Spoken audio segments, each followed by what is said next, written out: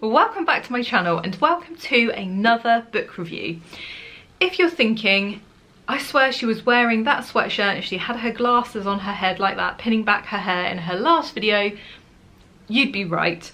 I am filming two videos back to back. I'm striking while the iron's hot, basically. I've been really rubbish at finding the time to film. So today, I wanted to share with you what I thought of probably the most raved about book on Booktube and potentially Bookstagram. The Seven Husbands of Evelyn Hugo by Jenkins Reid. Now, I don't think I have heard one person say anything negative about this book.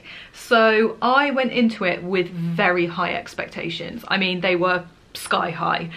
This is my first ever Jenkins Reid book, which again, bearing in mind this is my kind of genre, this is historical fiction. This is becoming one of my favourite genres. I just can't believe that it's taken me this long to pick up a Jenkins Reid. So like I said, it is classed as historical fiction. Now, I'm not sure where, like, what is the point in history at which it is deemed as historical fiction, because this spans the 1950s to the 1980s. Now, I was born in the 80s, so I'm really hoping that that isn't classed as historical fiction, otherwise I'm going to feel even older than I already feel. So, like I said, the book is set between the 1950s and the 1980s, and it is based in the US. And the story is based around the main character, Evelyn Hugo, in case you couldn't have guessed from the title, and she is a retired actor who in her 70s has decided that it's time to tell the world her story about her scandalous, very glamorous life that she has lived up until this point. She's decided that the person she wants to tell her story to is a sort of pretty unknown journalist called Monique. Now, Monique has no idea why Evelyn has chosen her specifically to tell her story to, but she knows that if she takes this story, it could rocket her career. So she accepts the job, and through Evelyn telling Monique her story, we learn all about Evelyn's life, how she made it big, the sacrifices she made, the sort of people that she had to, I want to say manipulate, and I guess that could be the word that you use. Yeah, the people that she had to use along the way. And obviously we learn about the seven husbands of Evelyn Hugo. So each of the sections in the book is a different husband.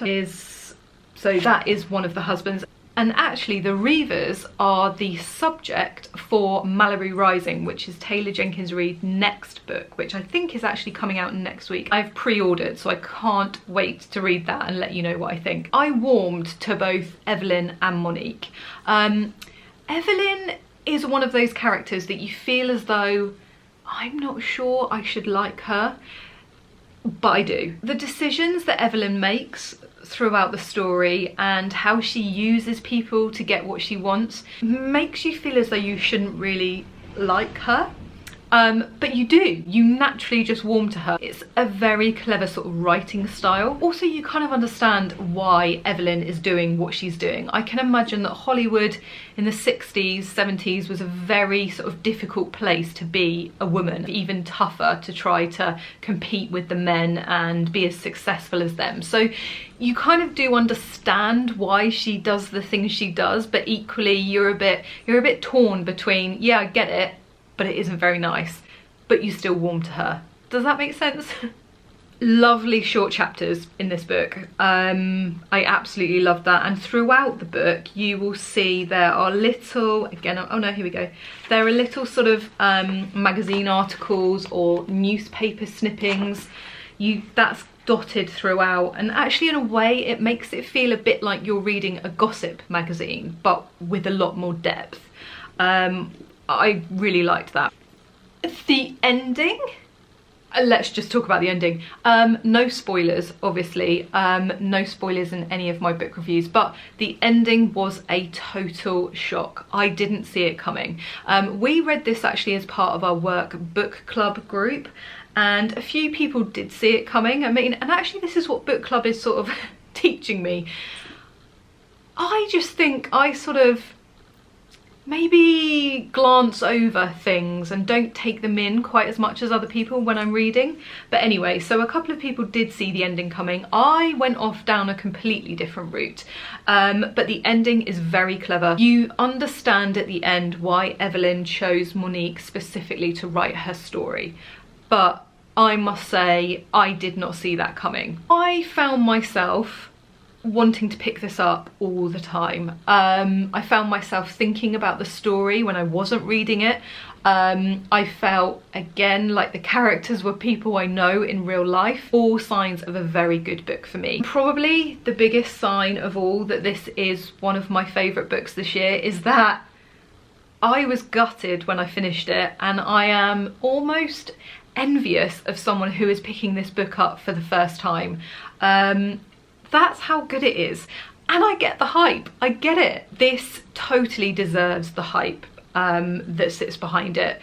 It is raved about, and it's raved about for a very good reason. The only slight negative, or I don't think you'd call it criticism, I think the only thing I would say is that there are a couple of storylines in this that I would have liked to have learnt a little bit more about.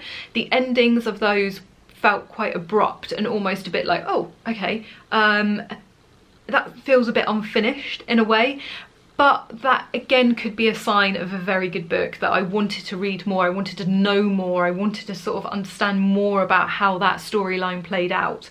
That is literally the only negative thing I have to say about this book. I am going to score The 7 Husbands of Evelyn Hugo by Taylor Jenkins Reid 4.5 stars out of 5.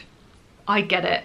This is amazing. If you haven't read it, or if you're worried about the hype, thinking, oh god, I'm probably not going to get it, I thought that too. Honestly, just pick it up, give it a read. I'm sure within the first 20-30 pages you'll love it. And before I go, very quickly, I have also read my second Taylor Jenkins Reid book, which is Daisy Jones and the Six. Again, I have that on my shelf here somewhere.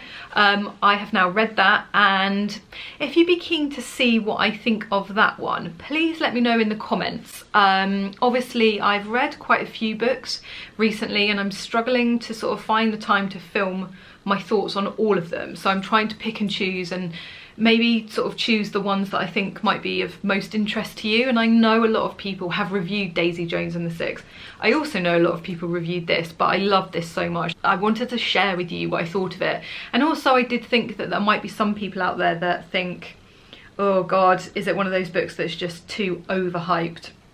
No, it's definitely not. So if you'd like me to do a video on what I thought of Daisy Jones and the Six, let me know in the comments. Thank you so much for watching. I hope you enjoyed it. If you did, please give it the thumbs up. And if you're watching this and you enjoy book hauls, I'm sure there's plenty more of those to come, book reviews from historical fiction, obviously, chick lit, thrillers, quite an eclectic mix, popular fiction. If you enjoy all of those, but you haven't already, please press subscribe and come and join us. We've got a really nice sort of little community here. Right, I think it's time for some lunch. Thank you so much for watching. I don't know how many times I say that. When I go to edit, I feel as though all I'm saying is, thank you so much for watching. Thank you so much for watching. I'm gonna say it again. Thank you so much for watching. I hope to see you again back here next week, where I hope to have another book review for you. Take care. Bye.